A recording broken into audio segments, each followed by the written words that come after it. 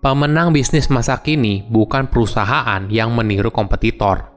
Halo semuanya, nama saya Michael. Selamat datang di channel saya, Sikutu Buku. Kali ini saya akan bahas buku Play Bigger karya Al Ramadan.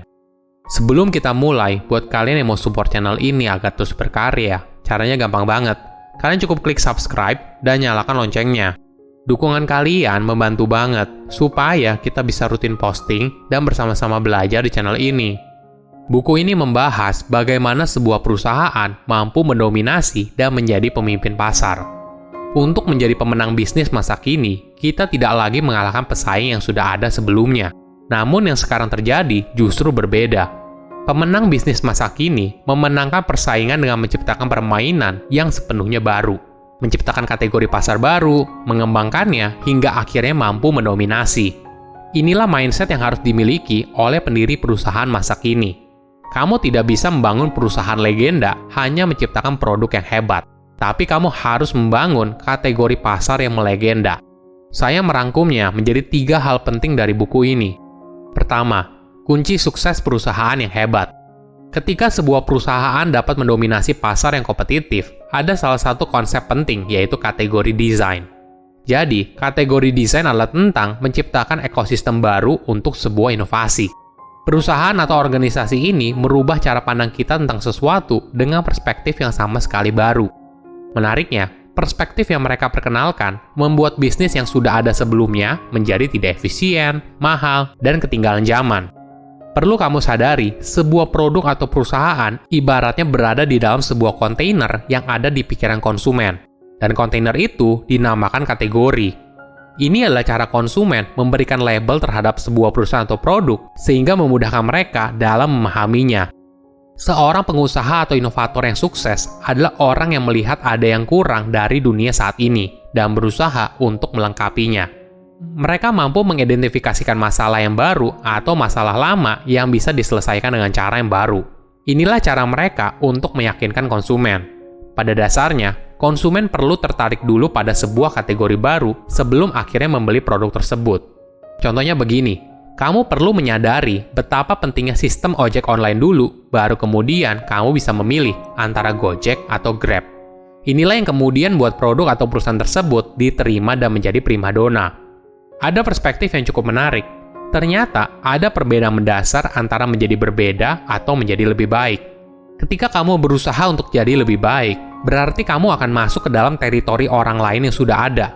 Di sana, kamu akan selalu bertarung dan membuktikan kalau perusahaan atau produk kamu lebih baik daripada orang lain.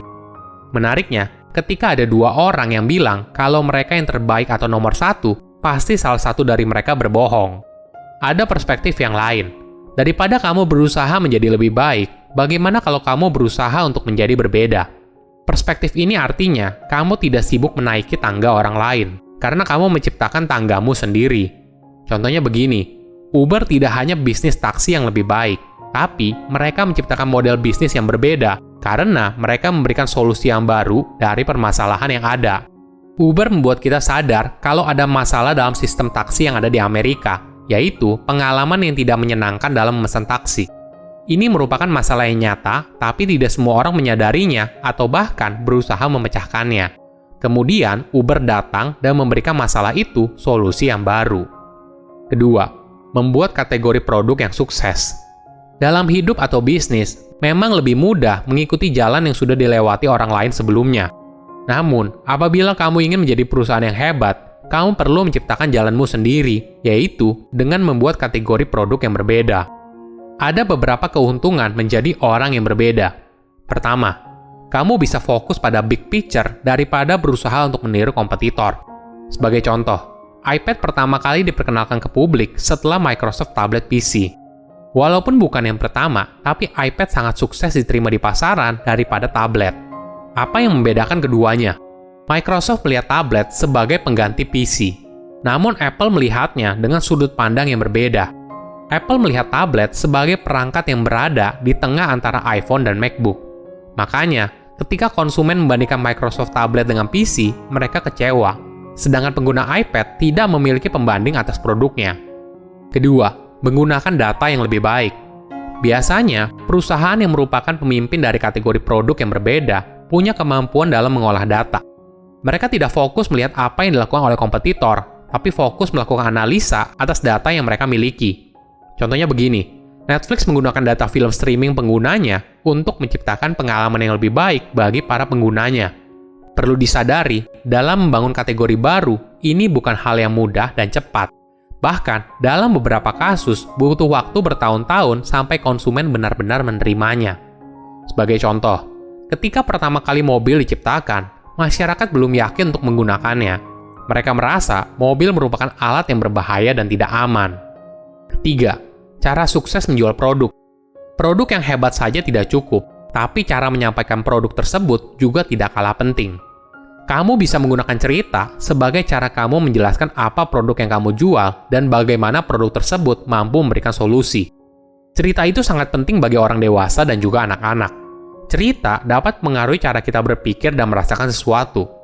Sebuah studi oleh peneliti dari Stanford University pada tahun 1969 menemukan bahwa mahasiswa di sana mampu mengingat 6 hingga 7 kali jumlah kata apabila disisipkan dalam sebuah cerita. Studi lain dari Claremont Graduate University menyatakan kalau cerita dapat mempengaruhi kita lebih dalam daripada fakta itu sendiri. Hal ini disebabkan ketika kita mendengar sebuah cerita, maka akan meningkatkan hormon oksitoksin di dalam otak, sehingga membuat kita merasa empati kepada orang lain. Jika kamu sudah memiliki sebuah cerita yang ingin kamu sampaikan untuk produk yang kamu ciptakan, maka ada 2 hal penting yang harus kamu cermati. Pertama, kamu harus memastikan tim kamu juga paham dan tahu apa yang ingin kamu capai. Ini akan membantu setiap karyawan untuk fokus dan paham apa tujuan perusahaan. Kedua, peluncuran produk kamu harus seperti petir. Ini mungkin terdengar hiperbola, namun maknanya adalah kamu harus membuat perkenalan produk kamu seunik mungkin agar mendapatkan perhatian yang luas dari konsumen, media, atau bahkan investor. Setiap harinya, banyak perusahaan berusaha untuk memperkenalkan produk mereka kepada konsumen. Tentu saja ini perang yang sangat kompetitif. Kamu hanya bisa sukses ketika berhasil menarik perhatian konsumen hingga akhirnya timbul sebuah pemikiran. Perusahaan itu mengerti masalah saya lebih baik daripada orang lain, dan mereka pasti punya solusi terbaik. Contoh paling menarik adalah Apple. Setiap kali Apple meluncurkan produk baru, semua mata di dunia tertuju pada mereka, dan penasaran apa inovasi terbaru yang diluncurkan. Untuk memenangkan persaingan bisnis masa kini, tidak lagi harus mengalahkan kompetitor. Namun, kamu bisa dengan menjadi perusahaan yang berbeda dan menciptakan kategori yang baru. Silahkan komen di kolom komentar pelajaran apa yang kalian dapat ketika membaca buku ini. Selain itu, komen juga mau buku apa lagi yang saya review di video berikutnya. Saya undur diri, jangan lupa subscribe channel YouTube Sikutu Buku. Bye-bye.